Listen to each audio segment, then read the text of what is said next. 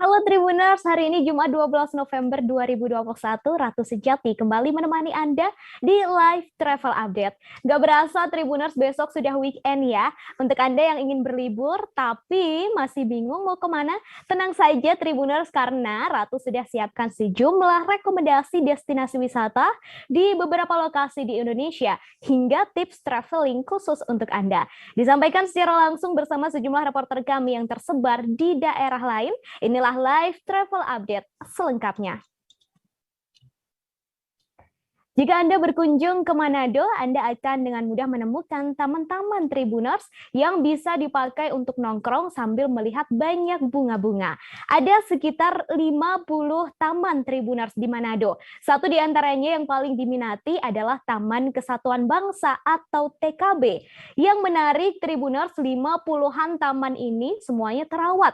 Jadi hampir keseluruhan taman yang ada semuanya indah. Selengkapnya sudah ada Vistel dari Tribun Manado di sana. Halo, selamat sore, Vistel.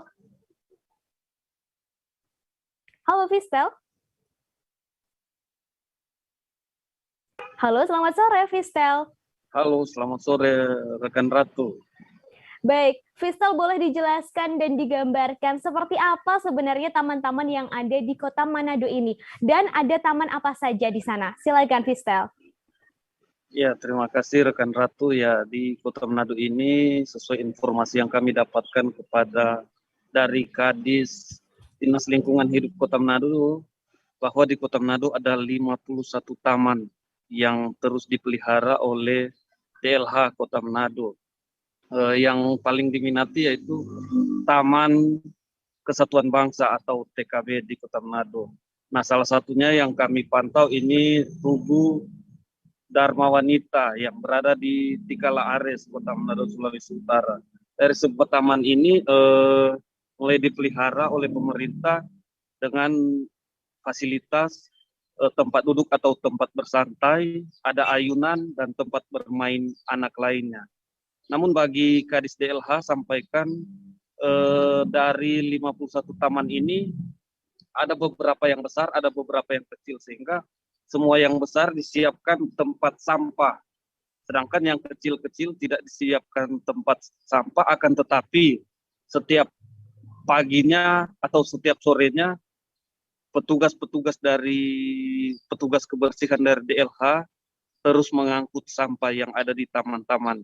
Dan saat ini taman-taman di Kota Manado dari hasil pantauan kami memang sudah semakin bagus dan semakin tertata, di mana kebersihannya dan tanaman-tanaman bunganya yang semakin ditata. Demikian rekan Ratu. Baik, kemudian disebutkan tadi bahwa semua taman, 51 taman yang ada di Manado ini terawat dengan baik. Saya penasaran sebenarnya seperti apa sih perawatan yang dilakukan oleh pemerintah di sana, Vistel? Boleh dijelaskan?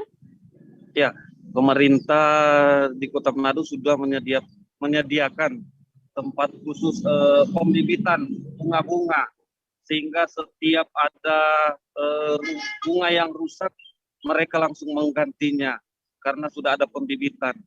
Jadi semua taman ditata dengan ditanami bunga-bunga dengan berbagai jenis yang ditanami oleh Dinas Lingkungan Hidup. Jadi memang selain itu juga di TKB khususnya sudah dipasangi air mancur. Jadi setiap malam di situ memang sangat terang. Begitu juga di tugu-tugu lainnya. Begitu juga di tugu-tugu lainnya dipasangi lampu. Jadi setiap malam sangat indah dilihat. Selain itu, apalagi ini memasuki Natal dan Tahun Baru, pemerintah Kota Manado mengajak masyarakat untuk memasang pernak-pernik lampu-lampu Natal, sehingga di malam hari di Kota Manado saat ini banyak terlihat pernak-pernik suasana Natal yang dipasangi. Yang lainnya di tugu-tugu yang setiap harinya dipelihara oleh DLH Kota Manado. Demikian rekan Ratu. Baik, kemudian saya penasaran apa yang disampaikan pemerintah terkait dengan pemeliharaan taman di Manado ini, Vistel. Boleh disampaikan?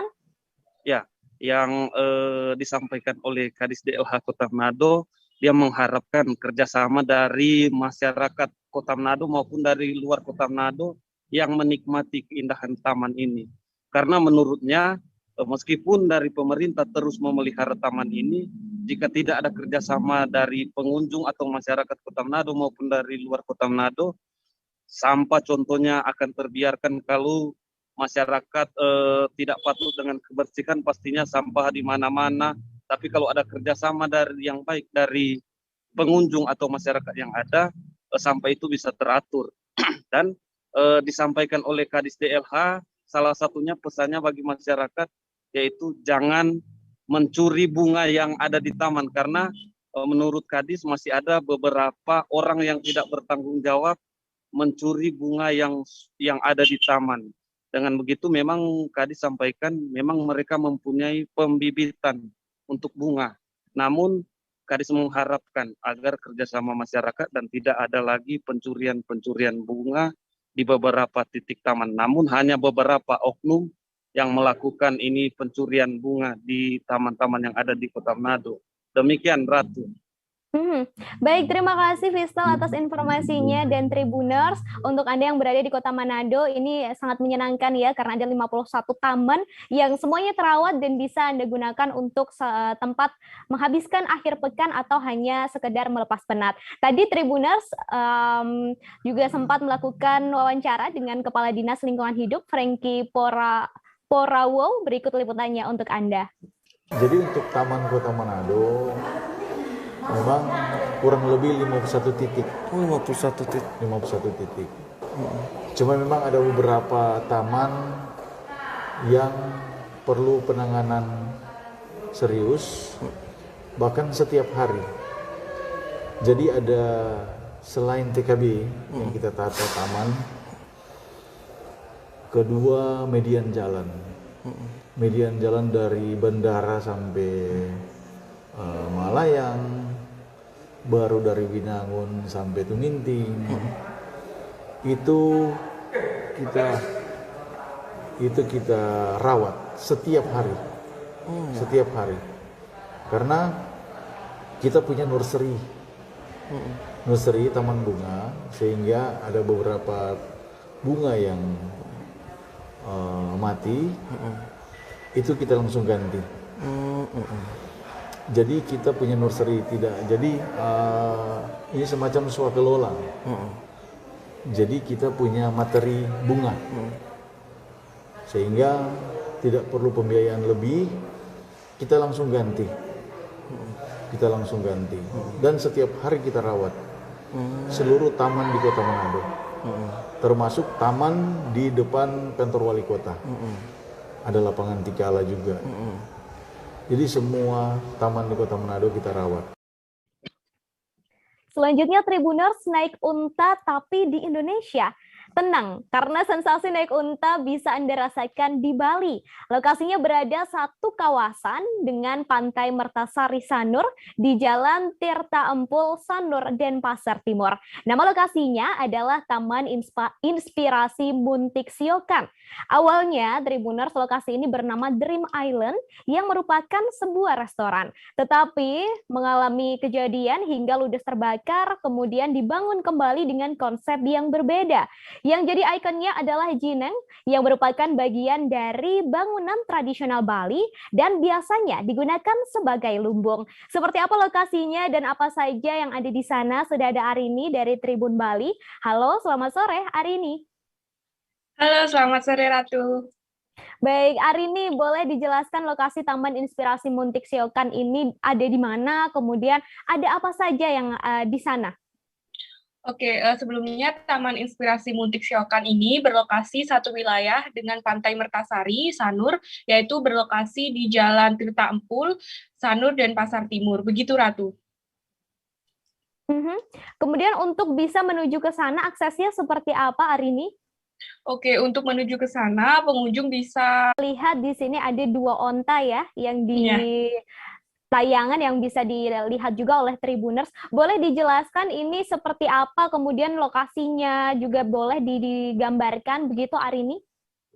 Oke, pertama-tama ya untuk memasuki kawasan ini dulu, pengunjung dikenakan biaya parkir, yaitu Rp2.000 saja. Tetapi kawasan Muntik Siokan ini berada di sebelah baratnya Pantai Mertasari, begitu Ratu. Nah, untuk masuk ke kawasan kawasan Muntik Siokan ini pengunjung dikenakan Rp5.000 untuk anak-anak, terus Rp10.000 untuk dewasa. Nah, untuk menaiki unta itu adalah salah satu fasilitas yang tersedia di Muntik Siokan itu, yaitu dibanderol dengan harga Rp100.000 untuk 2 orang penumpang. Begitu, Ratu.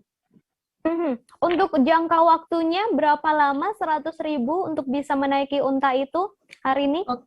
Oke, untuk jangka waktunya kita bisa menyusuri pantai, baik Pantai Mertasari maupun kawasan Taman Inspirasinya itu selama 1 jam. Begitu, Ratu. Kemudian saya penasaran hari ini sepertinya lokasinya sangat luas begitu ya. Boleh dijelaskan ada fasilitas apa saja yang ada di sana, kemudian ada wahana apa saja yang ada di sana hari ini?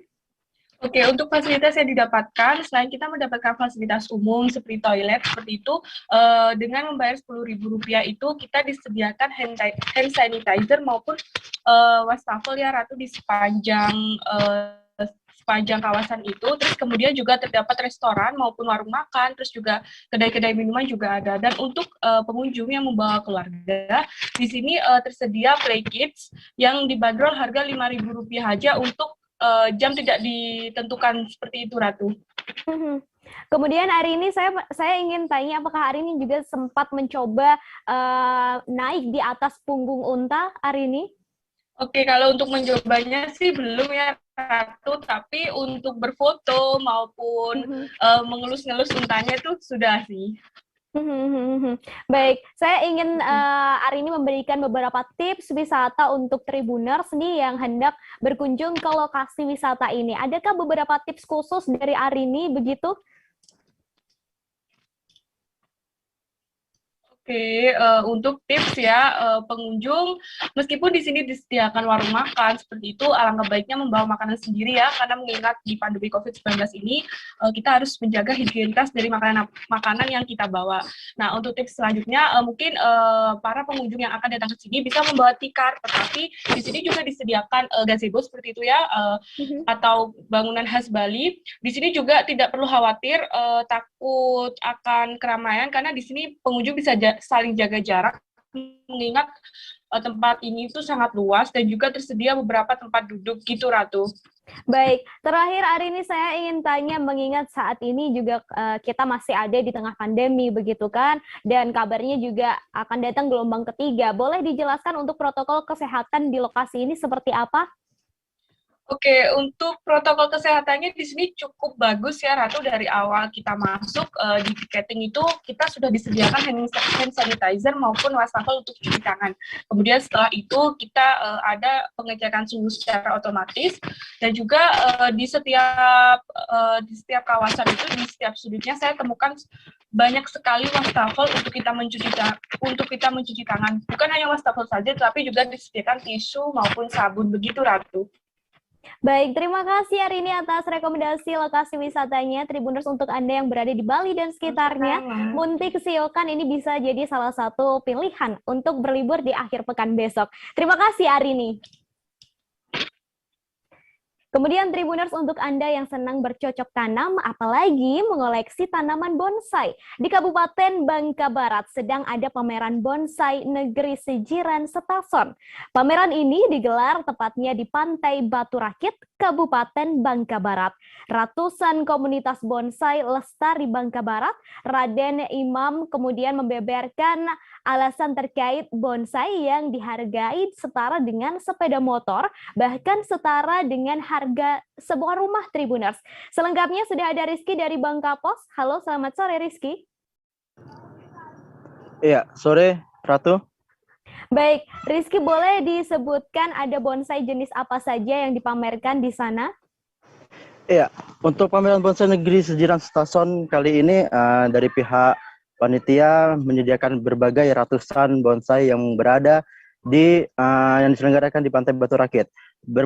Beberapa jenis bonsai yang mungkin cukup terkenal yakni jenis seperti pinus, juniper, beringin, cedar, hingga ficus ginseng dipamerkan di pameran kali ini yang rencananya akan dibuka hingga minggu nanti. Jadi untuk bagi para wisatawan atau masyarakat yang ingin mengunjungi pameran tidak perlu khawatir untuk dapat melihat berbagai jenis bonsai, karena tidak hanya dibuka hingga Minggu, tapi juga untuk jam dibukanya bahkan dipukul dari jam 8 pagi hingga jam 9 malam, Ratu.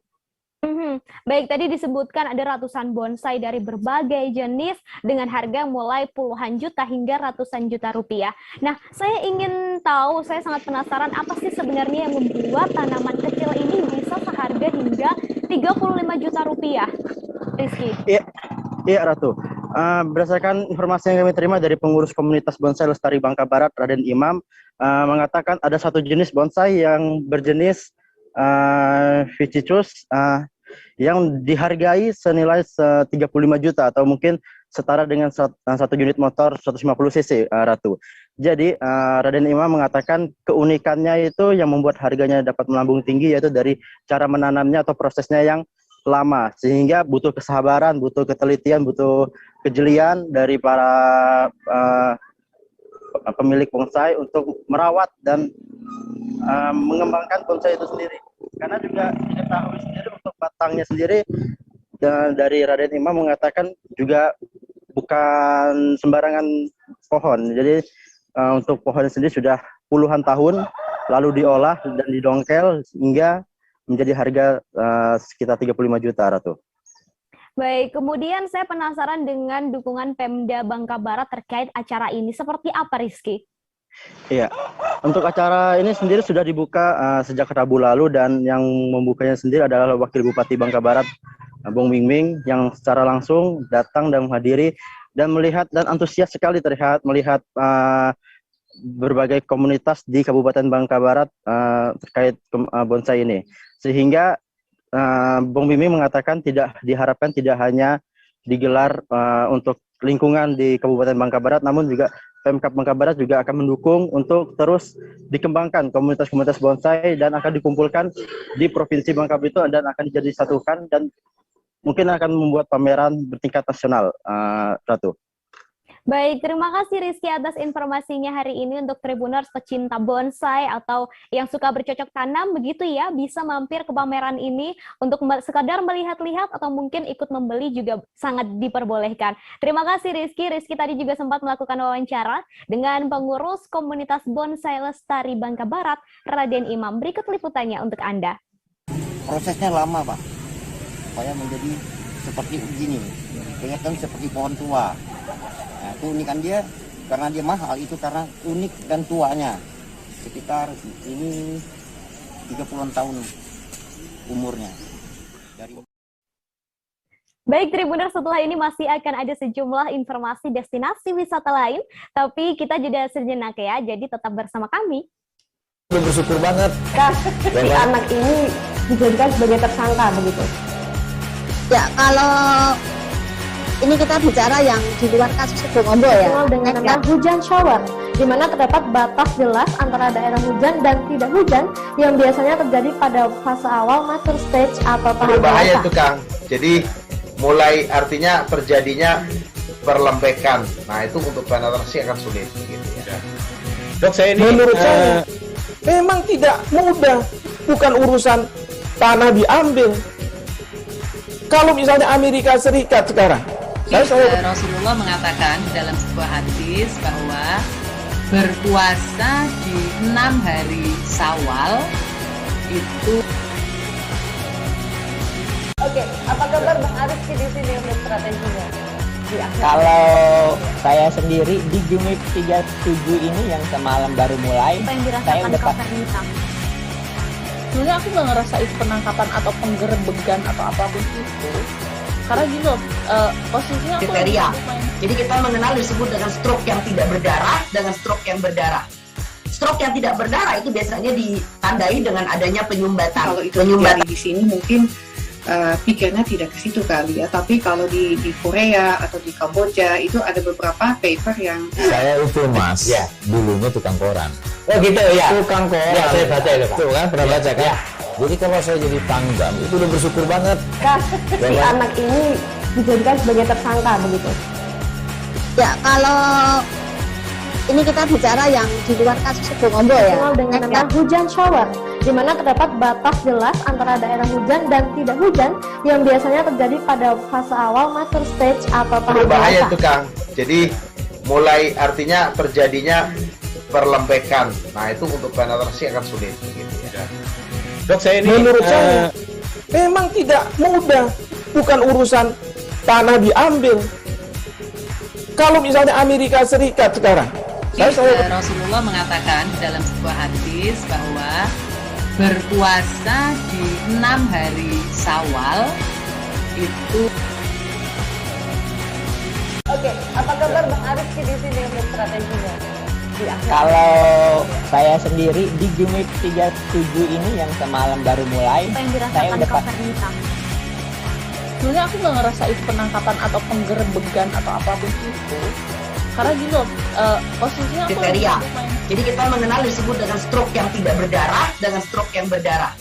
Stroke yang tidak berdarah itu biasanya ditandai dengan adanya penyumbatan. Kalau itu terjadi di sini mungkin pikirnya tidak ke situ kali ya, tapi kalau di Korea atau di Kamboja itu ada beberapa paper yang saya itu mas, ya dulunya tukang koran. Oh gitu ya, Tukang koran. Ya, saya baca itu Pak. Tuh kan pernah baca kan? Jadi kalau saya jadi Pangdam itu udah bersyukur banget. Si anak ini dijadikan sebagai tersangka begitu. Ya kalau ini kita bicara yang di luar kasus Situbondo ya, dengan nama hujan shower, di mana terdapat batas jelas antara daerah hujan dan tidak hujan yang biasanya terjadi pada fase awal mature stage atau tahap berbahaya dewasa. itu Kang. Jadi mulai artinya terjadinya perlembekan. Nah itu untuk penetrasi akan sulit. Gitu ya. Dok, saya ini menurut saya memang tidak mudah, bukan urusan tanah diambil. Kalau misalnya Amerika Serikat sekarang, Rasulullah mengatakan dalam sebuah hadis bahwa berpuasa di 6 hari Syawal itu. Oke, apa kabar Bang Arif di sini untuk strateginya? Kalau saya sendiri di Jumit 37 ini yang semalam baru mulai, saya udah Terima kasih Tribuners, Anda masih bersama kami di Live Travel Update. Kabar baik untuk Anda yang berada di Tanah Toraja dan sudah sangat ingin untuk berlibur ke Puncak Boracay Toraja. Portal atau palang masuk objek wisata patung Tuhan Yesus Memberkati telah dibuka. Portal sudah dibuka pada hari ini Jumat 12 November 2021. Selengkapnya sudah ada Tommy di sana. Halo, selamat sore Tommy. Iya, selamat sore Ratu. Baik, Tommy, boleh dijelaskan sudah sejak kapan portal tersebut dipasang? Ya, jadi portal atau palang masuk di objek wisata patung Tuhan Yesus Memberkati di Buntu Boracay, Kecamatan Mangkali, Kabupaten Tanah Toraja ini telah dipasang selama kurang lebih 5 bulan. Jadi portal ini digunakan oleh warga atau oknum di Boracay untuk menghalau atau menghalangi pengunjung atau wisatawan untuk masuk ke lokasi objek wisata. Nah, terkait hal ini mendapat banyak keluhan dari pengunjung, sehingga merespon hal tersebut petugas gabungan dari TNI, Polri, dan Satpol PP turun membongkar secara paksa portal tersebut. Ratu. Baik, kemudian Tommy, kini portalnya sudah dibuka, jadi sebenarnya apa alasannya pembukaan dari portal ini dan apakah memang lokasi wisatanya hari ini sudah mulai dibuka, begitu Tommy? Jadi ya Ratu, objek wisata Boracay ini sudah lama dibuka untuk wisatawan, namun terjadi polemik atau permasalahan antara warga setempat dengan pemerintah Kabupaten Tanah Toraja. Jadi pada pemerintahan atau masa jabatan Bupati dan Wakil Bupati sebelumnya menjanjikan 3 poin kepada warga. Pertama itu pemberdayaan masyarakat setempat. Setelah sekian lama janji tersebut menurut warga belum ditepati oleh pemerintah, sehingga masyarakat atau beberapa masyarakat setempat melakukan aksi protes dengan memalang akses masuk objek wisata ini menggunakan portal. Ratu. Baik, kemudian saya penasaran untuk tuntutan warga setempat sendiri terhadap dengan dipasangnya portal ini, itu apa saja, Tommy, dan bagaimana dengan tanggapan pemerintah Kabupaten Tanah Toraja? Ya, jadi tadi Ratu saat petugas gabungan melakukan pembongkaran juga dihadiri oleh warga yang melakukan aksi protes. Nah, di sini pemerintah dalam hal ini pihak Kecamatan Makale sempat melakukan mediasi dengan warga setempat hingga akhirnya portal tersebut dibuka.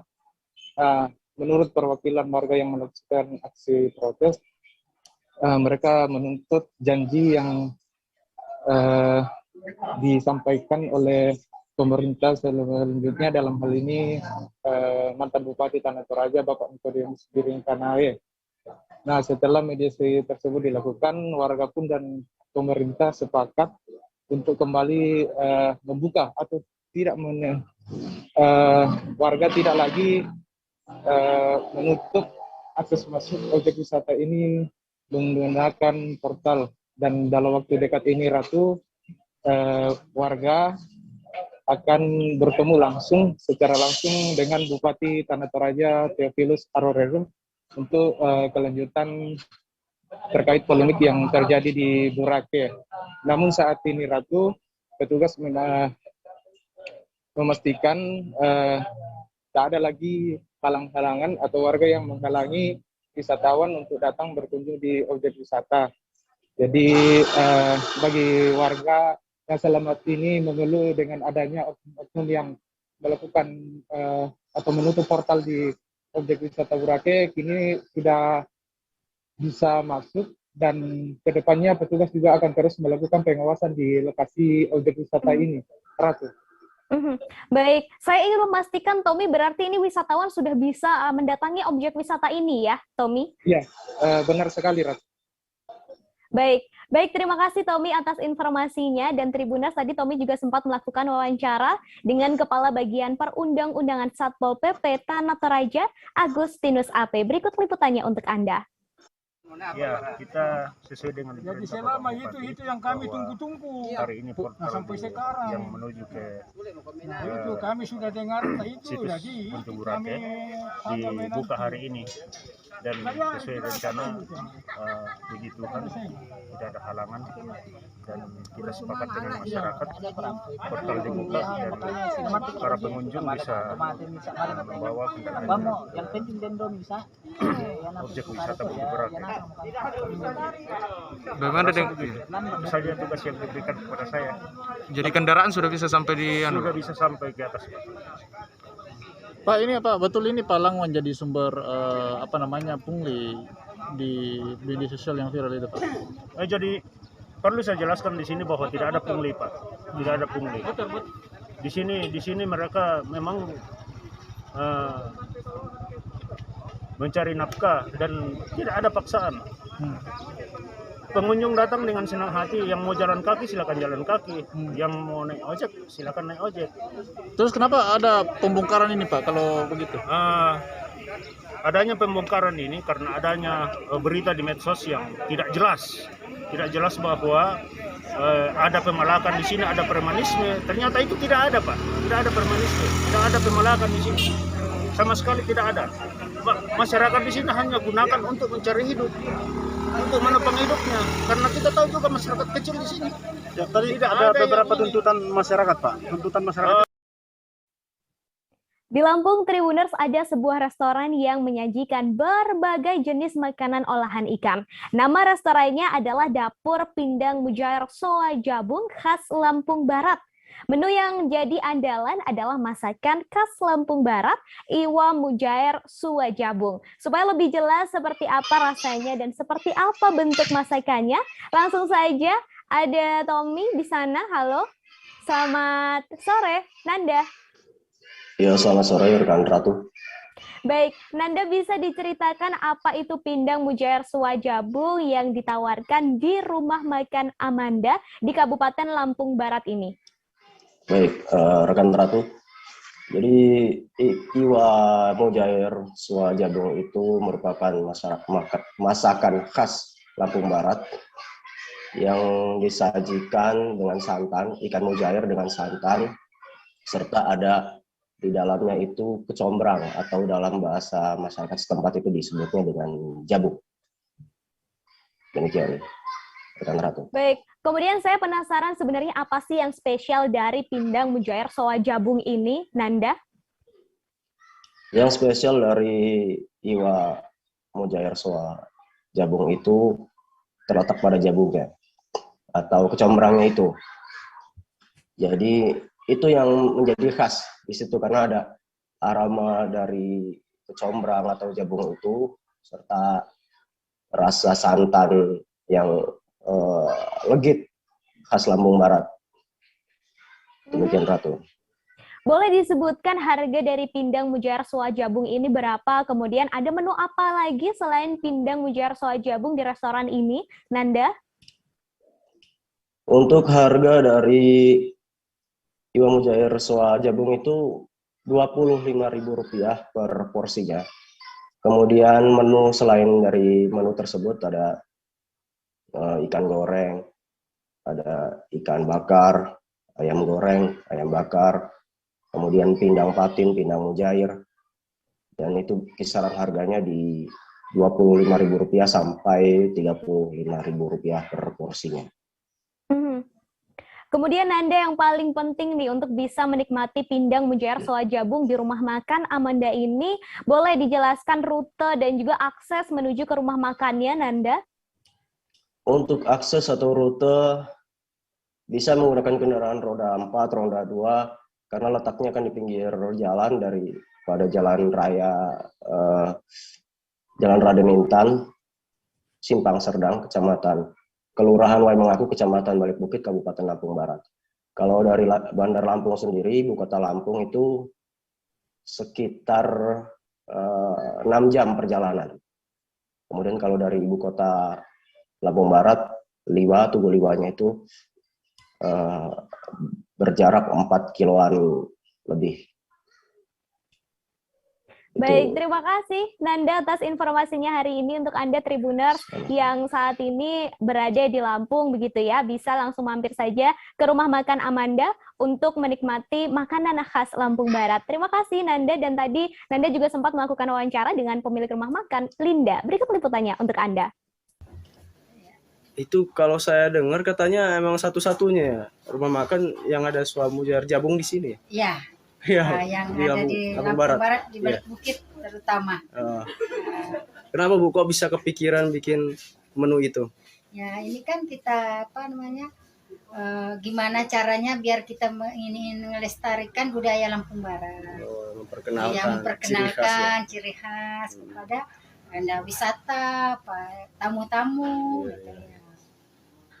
Kalau minumannya apa aja Bu adanya? Kalau minumannya ya macam-macam, jus. Kalau ini ada jus pokat, jus mangga, jus jeruk, jus melon. Kalau jus itu ya banyak lah. Banyak ya? Ya. Harganya kisaran berapa sampai berapa? Harganya ya cuman 10.000. 10.000-an ya, murah itu Tribuners. Bisa pesan antar nggak sih Bu di rumah makan Amanda ini? Kalau ini ya bisa. Bisa. Antar ya. Untuk wilayah Balik Bukit aja ya Bu ya? Itu tapi untuk wilayah Balik Bukit aja. Nah, ya. Demikian Tribuners rekomendasi destinasi wisata di beberapa daerah di Indonesia sudah Ratu sampaikan hari ini. Semoga bisa menjadi pilihan untuk Anda yang masih kebingungan untuk menghabiskan akhir pekan nanti. Selama liburan harus selalu disiplin menerapkan protokol kesehatan dan juga aturan PPKM yang berlaku ya. Saya Ratu Sejati dan segenap kru yang bertugas pamit undur diri. Terima kasih dan sampai ketemu di live travel update selanjutnya. Dah. Jangan lupa like, subscribe, dan share ya.